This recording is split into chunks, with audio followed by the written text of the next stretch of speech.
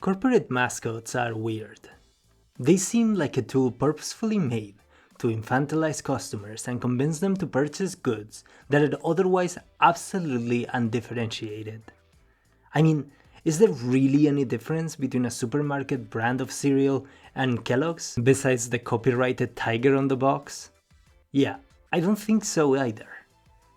And even if I rationally know this, I must say that I would not be who I am professionally had it not been for one of these little anthropomorphized logos. This is Astro. He's one of the many mascots that the CRM Salesforce uses to advertise their products, and one of the only things that made me decide to become a technical consultant over 6 years ago. Back when I first met Salesforce, I was working a sales job that left much to be desired. Since the sales process for the software that we were pushing is extremely long and drawn out, that left the sales team idle for long spells of time, sometimes every 3 to 4 months. I found those down months quite boring, and it made me wonder if I had made the right decision joining a career in sales. I began feeling that I had to change, that the path that I was on was not the correct one, and that a rectification was in order. I had heard from a family friend that there was this operational software being used in many European companies, and that there was a ton of money to be made if you got to know how to set it up. I decided that that was my path to go. That is how I was first introduced to SAP, an ERP and software management system that first originated in Waldorf, Germany. The only problem was that I did not have any experience in any technical position. So the path towards proficiency was gonna be a long one. I gathered my spirits as I held in my hands the official documentation of the software, and I couldn't do it. Listen, I am an economist. I know a fair bit about dry and drawn-out theoretical ramblings, but what I experienced between those pages was something beyond incipient narcolepsy. It was the platonic ideal of boredom and fear of the unknown. Nietzsche said that if you gaze into the abyss may just gaze back at you, and in between those pages, I felt the pupils of the abyss drilling into my soul.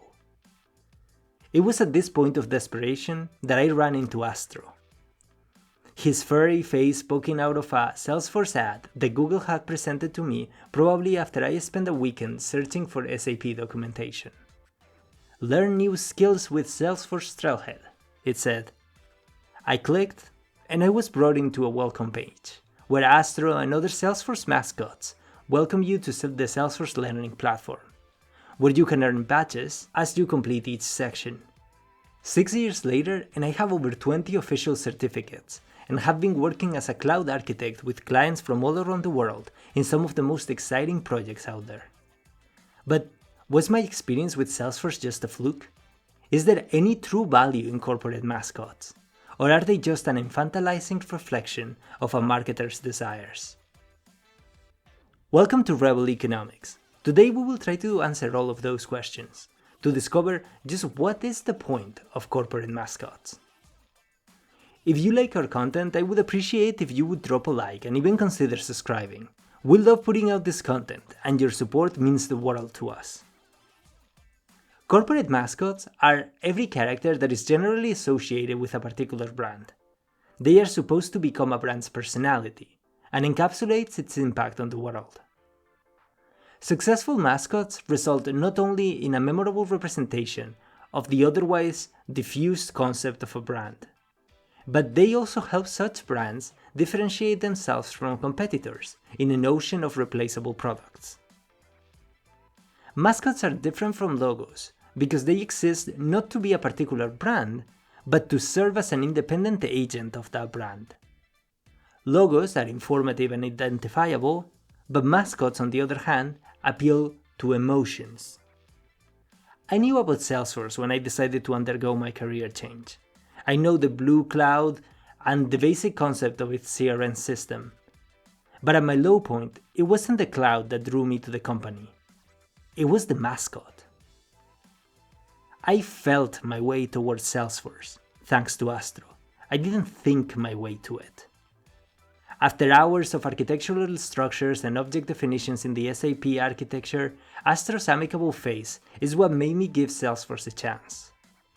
That is how mascots and logos are different. Beyond those factors, mascots also strengthen a brand's identity, since they become additions to a pantheon of characters that paint a much more complete picture of a brand. When you close your eyes and think of, say, Nintendo, do you see the red letter logo, or do you see Mario and Kirby? Additionally, I can honestly say that I have no idea how the Michelin logo looks, but the Michelin's man figure is engraved in my brain. The benefits of creating and curating a brand mascots are many. A 2013 study by the Journal of Marketing Management pointed out that brand mascots reflect a deeply rooted human tendency to understand the world through anthropomorphic objects. Once again, think of Salesforce. Without its family of mascots, customers would have a really hard time processing and understanding Salesforce's place in the market. A customer relationship management software or other utilitarian enterprise tools are probably one of the products in the market that convey fewer feelings of excitement out there. Like, who cares about databases and AI-powered sales recommendations? I mean, I do, but it is my job. I imagine that 99% of the market at large are not gonna care. Additionally, through the avatars of their mascots, brands can establish a personality, something that is absolutely impossible for mascotless companies to do. Let's consider the following experiment. Close your eyes and try to think of which personality does the Disney company have. And now, try to think of which personality you associate with Microsoft. It's different, right?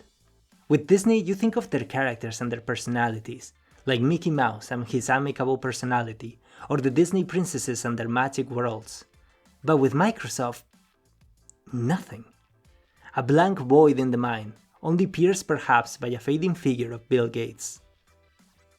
Now, even if mascots as a concept have proven to have a desirable impact on a company's place in the mind of customers, it is important to say that this, like many other strategic corporate decisions, can either be made well or terribly implemented. The success of a mascot would largely hinge on whether the customer base thinks of the mascot, and whether they associate it with the company in question. Consider, for example, one of the greatest icons of advertising ever created, in my opinion, the Old Spice guy. You know who I mean, the ripped dude that advertises the Old Spice line of male beauty products. He was created due to the difficulty that Old Spice was having in selling beauty products to a male audience for which that was not really a priority. So the idea of introducing a muscular man being eccentrically loud and confident while using Old Spice's products worked like a charm. The success of this marketing campaign is rather ridiculous when you think about it. Why in the hell do we think of masculinity and confidence when we see the Old Spice? It makes no sense. Their perfume is just perfume. It does not make you more confident. But our brain gets inundated with these hilarious actions of the Old Spice guy, and then we end up attributing those qualities to the product itself. However, we must also consider the sheer number of failed mascots that simply were disliked. Consider, for example, Mr. Mucus, an obnoxious and charmless representation of mucus. This dirty little guy takes on an aggressive persona that tries to prevent sick people from getting better, a problem that can only be solved by Mucinex, an anti-mucus medicine. Now, why a company that produces medicine against colds decided to pick an anthropomorphic mucus as their mascot is beyond me. But a survey from Business Insider found that 50% of those asked despised the little creature. But beyond the good and bad mascots, beyond their success or failure, there are those mascots that somehow pop culture has not decided what to do with, like Ronald McDonald. I don't know if any child has ever decided to go to McDonald's instead of Burger King because of the clown, but I sincerely doubt it. This thing is creepy, and I believe it to be a liability for the company. That might be perhaps why it has been some time since he appeared in any commercial. But on the other hand, McDonald's can't simply quietly phase him out, since he has become too close to the heart of the brand. The world of corporate mascots is undoubtedly a strange one. For every Kellogg's tiger that exists, there is a Ronald McDonald's terrifying children as they eat their burger. It is a complicated balancing act to create a character with personality that does not just seem like a company has removed the soul from someone and stuffed their marketing manifesto inside. Like for example in this episode of Community. Gang, meet Greendale's newest student, Subway. Your name is Subway. Yep. Using a groundbreaking but surprisingly legal process known as corpohumanization, real people such as myself are now allowed to represent the collective humanity of business owners. But when mascots are successful, they can have a tremendously positive impact on a brand and its relationship with its customers. Thank you for watching Rebel Economics. I hope you liked this video. If you did, please consider subscribing. We have tons of content about business in our channel that you might enjoy. If you're still hungry for more content, why not learn about how Pokémon will allow Nintendo to remain the leader of media franchises forever? Or for something different, check out our video about why corporate culture might just be a trap. Thank you so much for watching, and I will see you in the next one.